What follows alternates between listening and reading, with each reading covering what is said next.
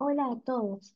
Mi nombre es Sofía Tati González y soy residente de la Residencia de Bioquímica Clínica y hoy les traigo este Ateneo titulado Pan-hipopituitarismo en pediatría a propósito de un caso que lo realicé durante mi rotación en el sector de endocrinología en el LACNI. Bueno, para ir entrando un poquito en tema, primero vamos a repasar lo que es el eje hipotálamo hipofisario. Ante determinados estímulos que van a ser sensados en el hipotálamo, se va a liberar una hormona liberadora que a nivel de la adenohipófisis va a producir un estímulo para la secreción de otra hormona que va a ser liberada a torrente sanguíneo para ejercer una acción sobre una glándula endocrina y producir la secreción de otra hormona, la cual va a cumplir una función en una determinada célula diana. Este mecanismo hace que cuando hagan concentraciones suficientes de la hormona en sangre, se produzca una retroalimentación negativa hacia la adenohipófisis o hacia el hipotálamo para que no se liberen más las hormonas que van a estar estimulando esta secreción. Bueno, acá en este dibujito vamos a observar al hipotálamo y a la hipófisis. Ambos se encuentran en el sistema nervioso central y van a ser responsables de controlar la secreción de hormonas en el resto de las glándulas endocrinas. Las glándulas endocrinas elaboran hormonas que son vertidas a la sangre y llevan a cabo su actuación en distintos puntos del organismo. Algunas de ellas pueden ser la paratiroides, la tiroides, las suprarrenales, páncreas y las gónadas. En el caso de las mujeres, los ovarios, en el caso de los hombres, los testículos. Entonces, en el hipotálamo, acá podemos ver en la imagen, es una región del cerebro que se encuentra en la base justamente del cerebro, por encima de lo que es el tronco encefálico y por debajo del tálamo. Podemos ver acá en esta otra imagen que está compuesto tanto por núcleos como por regiones especializadas que desempeñan funciones en la regulación hormonal y en la integración de las señales nerviosas y endocrinas. En esta tablita podemos observar que de este lado se encuentran las hormonas liberadoras que se secretan en el hipotálamo, el efecto que van a producir sobre la hipófisis y las hormonas que van a secretar. Entonces, la hormona liberadora de corticotropina va a producir un efecto de estímulo sobre la adenohipófisis para secretar la ACTH. La dopamina va a tener un efecto inhibitorio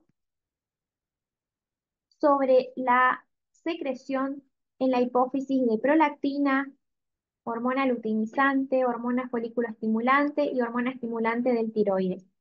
La hormona liberadora de gonadotropinas van a producir el estímulo para la secreción de LH y FSH en la hipófisis.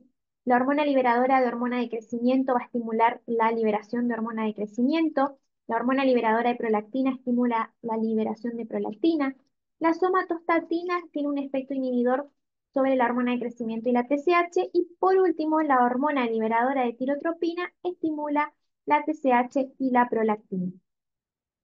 Entonces, ahora vemos a la hipófisis. La hipófisis es una pequeña glándula ubicada en la base del cerebro que va a pesar aproximadamente entre 0,5 gramos y mide de 10 a 15 milímetros de diámetro.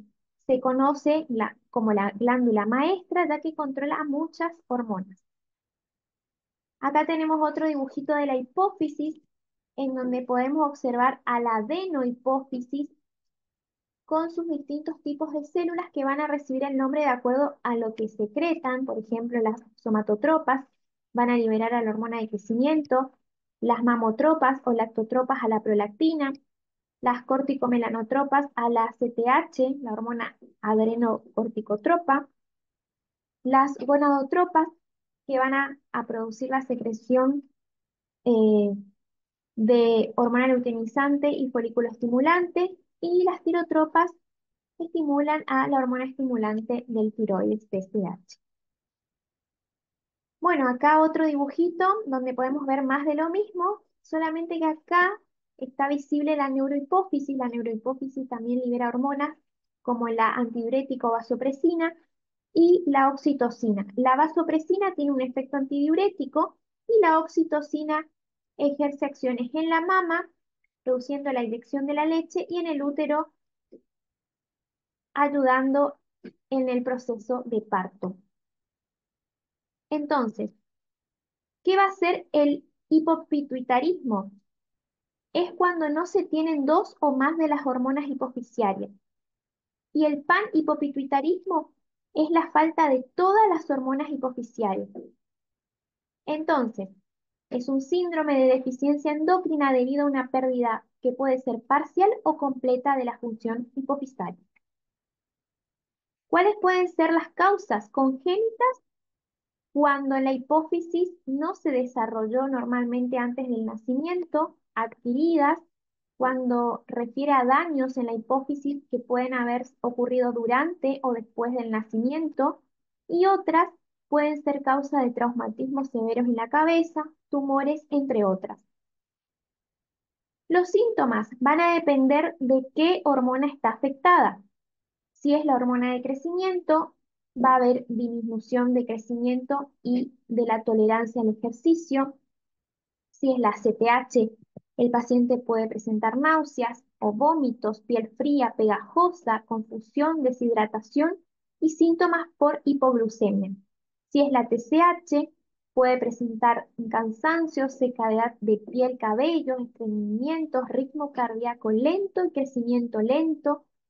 Si es la LH o FSH, baja estatura, tanto en niños como en niñas, y en caso de los niños puede causar testículos pequeños y falta de vello facial, y en las niñas puede causar poco desarrollo de las masmas y falta de los periodos menstruales. Esto puede llevar a un retraso de la pubertad. La antidiurética ocasiona una omisión excesiva que puede llegar a que el niño moje la cama, y la oxitocina y la prolactina, la mala producción de la leche para quienes amamantan. Con respecto a la clínica, resulta confusa, ya que depende de si se compromete varias hormonas en simultáneo. Entonces, siempre va a ser de utilidad conocer la estructura hipofisiaria y las deficiencias hormonales. Entonces, para un diagnóstico, siempre se debe evidenciar las anomalías estructurales hipofisarias a través de estudios de diagnóstico por imagen y las deficiencias hormonales a través de las pruebas de laboratorio. Entonces, a modo de ejemplo, les traje esta imagen de una eh, resonancia magnética. Entonces podemos hacer en el diagnóstico de imagen tanto RMN o tomografía computada de alta resolución con agentes de contraste si se considera necesario. Entonces, de este lado tenemos una imagen que se considera normal, en la cual se puede observar acá esta flechita amarilla indica la adenohipófisis, la roja la neurohipófisis y la naranja el tallo hipofisiario. En esta imagen anormal podemos observar que la flechita amarilla que indica la adenohipófisis se encuentra en otro lugar, o sea, es una adenohipófisis ectópica, y la neurohipófisis que indica la flechita roja, podemos observar que se encuentra disminuida de tamaño y que en este caso tenemos ausencia del tallo hipofisario. Ahora sí, las pruebas de laboratorio, vamos a buscar las hormonas hipofisiarias como la TSH, la CTH, la GH, la LH, PSH y prolactina. También vamos a buscar los niveles de las hormonas de los órganos diana, como la T4 libre, la testosterona en hombres o el estradiol en mujeres, el factor de crecimiento semejante a la insulina, IGF-1 y el cortisol, más otras pruebas de provocación que se puedan utilizar del eje hipotálamo suprarrenal. Y en ocasiones otras pruebas de provocación. En este Ateneo vamos a hacer hincapié en la prueba de provocación de la hormona de crecimiento. Entonces, la prueba de GH. Entonces, a modo de resumen, nuevamente, se necesita hacer una evaluación inicial para buscar las deficiencias tanto de la TSH como de la ACTH.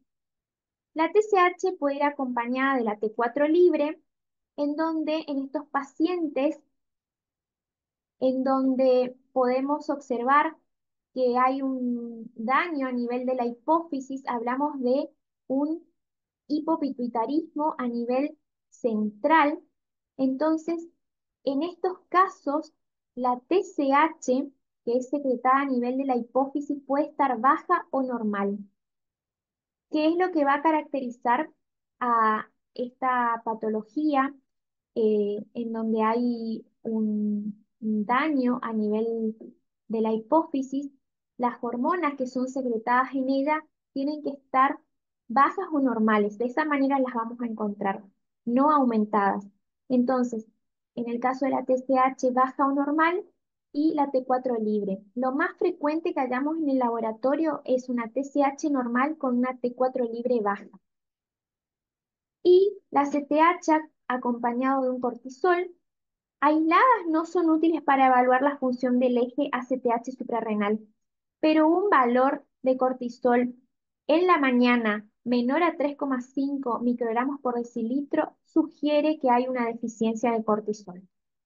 Otra hormona que vamos a buscar es la GH, en donde la deficiencia de la misma es casi una certeza que pueden haber 3 deficiencias hipofisiarias adicionales o más. Y también vamos a buscar el IGF-1, el factor semejante, de crecimiento semejante a la insulina. ¿Por qué? ¿Por qué buscamos este factor?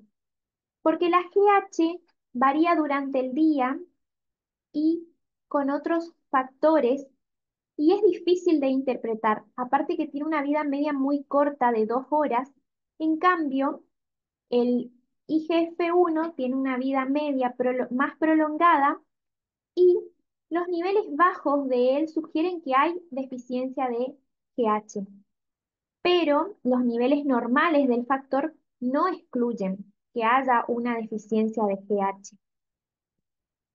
Y otra de las hormonas que podemos buscar es la LH, la FSH, también la prolactina, que pueden estar normales o bajas, como había mencionado, o también pueden encontrarse bajas o imposibles de medir. Tenemos que recordar que estamos haciendo énfasis en casos de pediatría, entonces no es posible evaluar a las hormonas LH, FSH y prolactina hasta que el niño no se encuentre en la etapa de la pubertad. Ahí es donde nosotros podemos decir que hay una deficiencia o no de estas hormonas, ya que lo normal es que en esta etapa de la vida se encuentren bajas.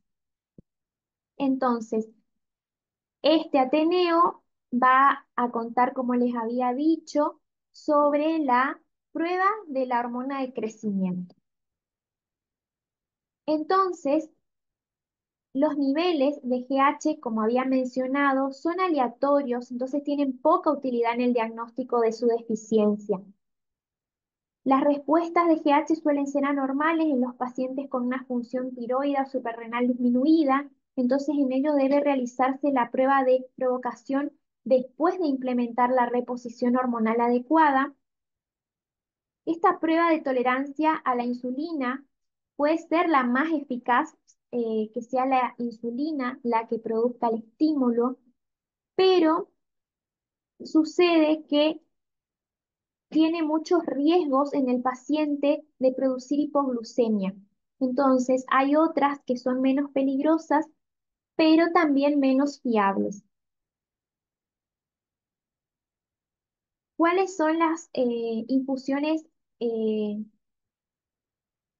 que se conocen? La de arginina, que se administra intravenosa durante 30 minutos, la clonidina, que es vía oral, el propanolol, levodopa y glucagón. Los niveles de GH son medidos en diferentes momentos después de la administración de medicamentos en función de la droga.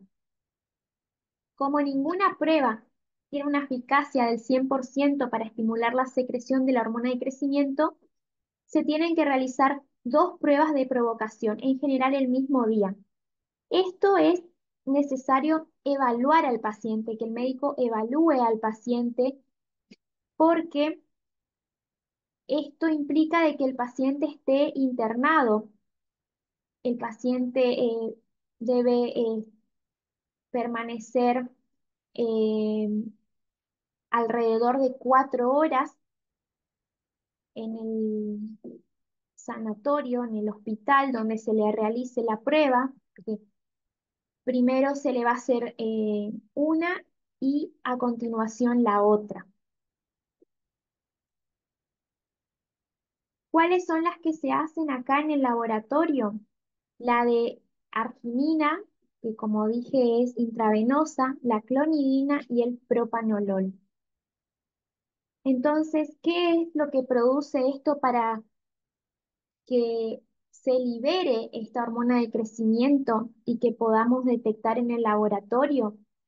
La arginina va a estimular a la hormona de crecimiento por medio de la inhibición de somatostatina, la clonidina por medio del incremento del GHRH secundario a la estimulación de receptores adrenérgicos, alfa 2 y disminución de somatostatina, y el propanolol por tratarse de un bloqueante beta adrenérgico cuya acción se potencia si se acompaña de ejercicio. Entonces, las concentraciones de GH suelen alcanzar un máximo entre los 60 y 90 minutos después de la administración de la arginina y la clonidina. Ambos, obviamente, o sea, primero hacemos el estudio de la arginina y después el de la clonidina. La respuesta de la hormona de crecimiento que se considera normal es algo arbitraria. En el laboratorio acá, en el LACNI, se considera una respuesta normal si cualquier punto de la curva es mayor a 4,7 nanogramos mililitros en dos pruebas. Entonces, siempre es necesario que se realicen dos pruebas. Generalmente se confirma el diagnóstico con valores de hormona de crecimiento menor a 4,8 nanogramos decilitro. Los resultados siempre deben ser interpretados en el contexto de los datos ausológicos, que son los estudios de todos los aspectos biológicos del crecimiento y el desarrollo físico. Entonces, el tratamiento va a depender de qué hormona está afectada. La GH, por ejemplo, es a través de una inyección, la ACTH vía oral 2 o 3 veces al día, toda la vida, la TSH vía oral una vez por día, la LH o FSH se reemplazan con estrógenos o testosterona durante la pubertad. A las niñas se le dan estrógenos y a los niños testosterona. La ADH se puede dar de varias formas. El medicamento, la desmopresina y la oxitocina y la prolactina no requieren tratamiento. ¿Sabías que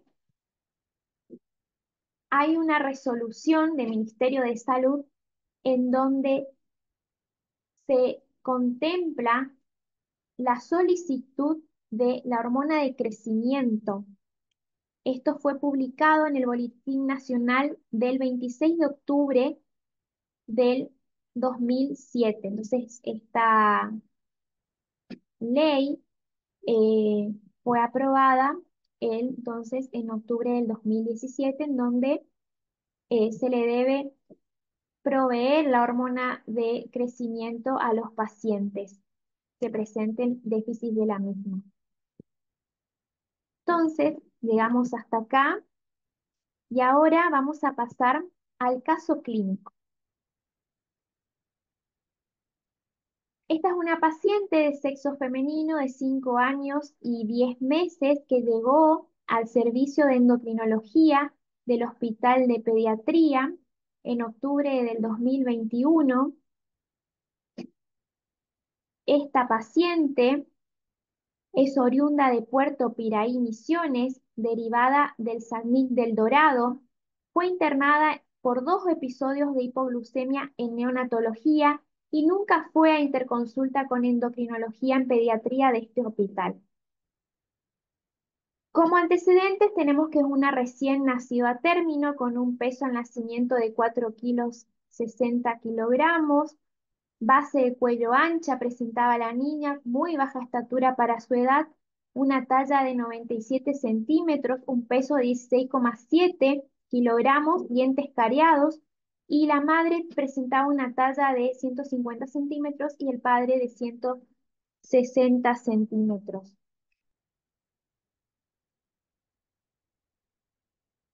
Se le pide entonces laboratorio y radiografía de edad ósea. En el laboratorio el primero que tenemos en octubre del 2021, cuando vino derivada, presentó una rutina normal, una TSH normal, T4 y T4 libre están un poquito por debajo del límite inferior de referencia, la insulina está baja, el factor de crecimiento semejante a la insulina también se encuentra bajo, el cortisol y la vitamina D también. Entonces, si recordamos lo que había mencionado, el, todo lo que es afectación a nivel de la hipófisis, decimos que es central, entonces el hipotiroidismo central se manifiesta con un patrón de T4 libre bajo y niveles de TSH no elevados. Entonces, de aquí la importancia siempre de que se evalúe, ¿no es cierto?, si hay lesiones o no a nivel de la hipófisis con la RMN o la tomografía computada. Entonces, se llegó a que la paciente presentaba un hipotiroidismo, deficiencia de cortisol e insuficiencia de vitamina D para su edad. Lo ideal es que estos pacientes alcancen un valor de vitamina D alrededor de los 40 nanogramos mililitros. Entonces, se le da como tratamiento levotiroxina 25 microgramos y una dosis de vitamina D. Y un control a los 2 meses. En el control de los 2 meses, en diciembre del 2021, va a presentar valores de TSH disminuidos, también de T4 libre, el factor semejante a la insulina sigue bajo, el cortisol bajo, vitamina D, podemos ver que el tratamiento está haciendo efecto, ha aumentado, la CTH se encuentra normal y la LH y la FSH están también bajas. Entonces, ¿qué podemos decir acerca de este laboratorio con respecto al del ingreso? Se le agregó al cortisol la CTH y también se agregó las LH y las FSH. Entonces, como estamos hablando de una afectación posiblemente a nivel de hipófisis que se condice con esa también ACTH normal. Y por último, mencionar que las hormonas las gonadales se encuentran disminuidas, que si bien es una niña, no es necesario todavía evaluarlas porque por lo general para su edad esto es lo esperado.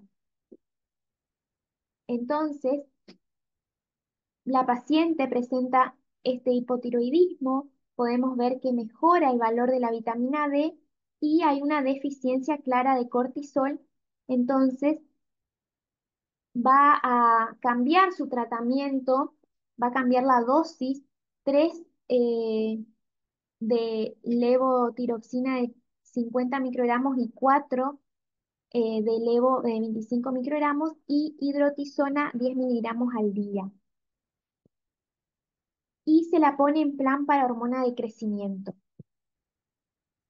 Entonces, a la paciente se le decidió hacer la prueba en 2 oportunidades, ya que era muy pequeña. Entonces, primero se le hace la prueba de la clonidina en febrero del 2023, en donde podemos observar que en el caso, no, como dijimos, la clonidina produce un estímulo para la liberación de GH y podemos observar que si cualquier punto de la curva es mayor a 4,7, se considera una respuesta normal. Podemos observar que acá todos los valores están por debajo de ese número.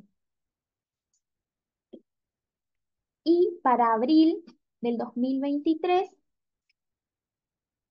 ella se hace la otra prueba, la de la arginina, y podemos observar esta curva que también ningún punto supera los 4,7.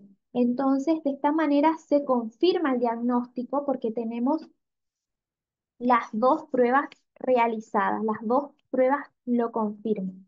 La paciente entonces tiene deficiencia de hormona de crecimiento sumado a la deficiencia, al hipotiroidismo que tiene y sumado a la deficiencia de cortisol que tiene. Entonces, a esta paciente se le realizaron otros estudios, como en la de la edad ósea, en donde en marzo del 2022, apenas cuando empezó a venir a atenderse acá a Posadas, presentaba 1 año y 6 meses para una edad cronológica de 6 años, 3 meses.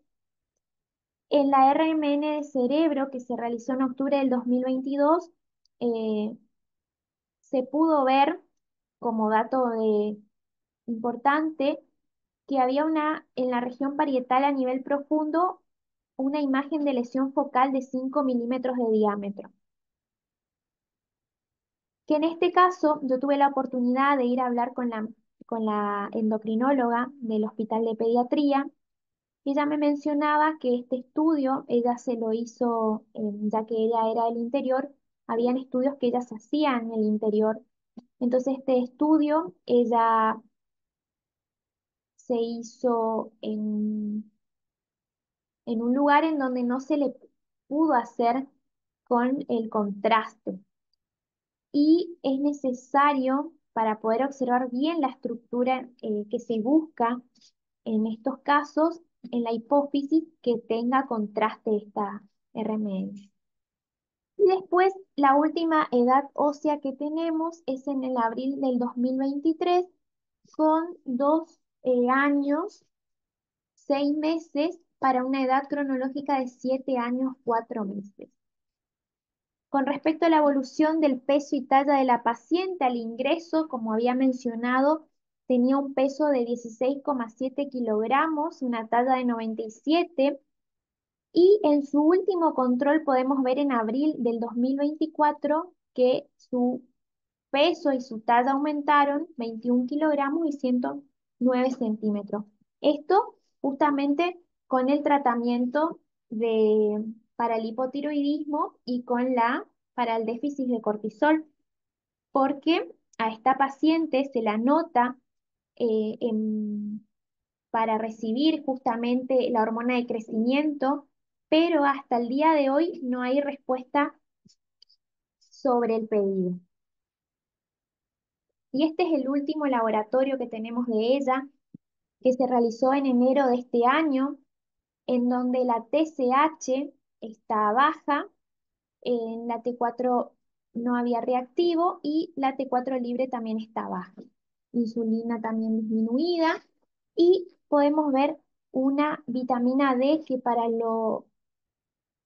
lo normal, o sea, lo esperado para su edad era aproximadamente 40 nanogramos mililitro, entonces está bajo lo esperado. Entonces, tenemos valores normales para tiroides para el tratamiento y la paciente sigue medicada con levotiroxina de 50 microgramos, hidrotisona 10 miligramos por día.